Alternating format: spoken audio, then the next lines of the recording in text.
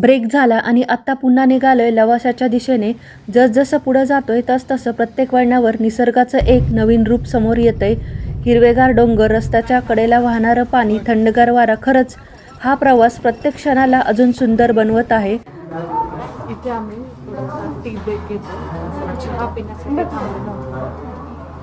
अशा या सुंदर वातावरणात गरमागरम चहाचा एक घोट आणि पार्लेजी बिस्किट, बस यापेक्षा वेगळा आनंदच नाही. लवासापर्यंत पोहोचण्याची उत्सुकता तर आहेच, पण या रस्त्यावरचे नजारेही तितकेच मन जिंकतायत. प्रत्येक काही अंतरावर थांबून हे सगळं कॅमेऱ्यात कैद करावं असं वाटतंय. आणि आता आपण लवासाच्या अगदी जवळ आलोय, पण अजून सर्वात सुंदर दृश्य बाकी आहे. हे पाहण्यासाठी पार्ट 3 नक्की बघा.